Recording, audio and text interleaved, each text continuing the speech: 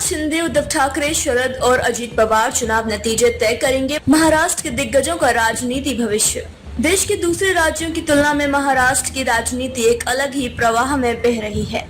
जितनी राजनीतिक टूट फूट महाराष्ट्र में हुई, उतनी देश के किसी भी राज्य में नहीं हुई। इसलिए यहाँ के नतीजों पर देश भर की नजरें टिकी हैं।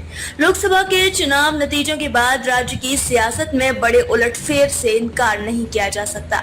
यह चुनाव मुख्यमंत्री एकनाथ शिंदे, उद्धव ठाकरे, शरद पवार, अजीत पवार का राजनीति भविष्य तय करेगा। कौन किसके साथ रहेगा, कौन किधर जाएगा, यह सब चुनाव नतीजा तय करेगा। साथ ही बीजेपी नेता देवेंद्र फडणवीस के लिए भी यह चुनाव बेहद महत्वपूर्ण है। पिछले 5 साल में महाराष्ट्र की सियासत में बड़े बदलाव हुए। सन 2019 का लोकसभा और विधानसभा का चुनाव बीजेपी और शिवसेना ने मिलकर लड़ा था।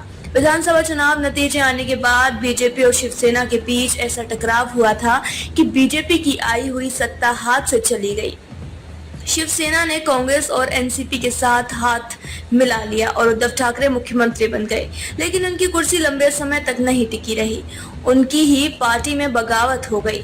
फिर सूरत से गुवाहाटी और गोवा तक शिंदे सेना के विधायक सफर कराए। ऐसे होते गए 2 फाड़, शिवसेना के 2 फाड़ हो गए और साल 2022 में मुख्यमंत्री के रूप में एकनाथ शिंदे सामने आए। ठीक 1 साल बाद 2023 में शरद पवार की पार्टी एनसीपी में भी बगावत हो गई।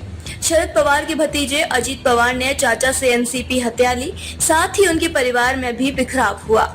सियासत ने पवार परिवार को एक दूसरे के सामने खड़ा कर दिया। इसके बाद राज्य में कांग्रेस, उद्धव सेना और शरद पवार की एनसीपी ने छोटे दलों को मिलाकर महाविकास अघाड़ी बनाई, तो बीजेपी ने शिंदे सेना और अजीत पवार की एनसीपी सहित दूसरे छोटे दलों को मिलाकर महायुति बनाई। लोकसभा चुनाव के सीट बंटवारे में महायुति और महाविकास अघाड़ी के घटक दलों में खूब माथापच्ची करनी पड़ी।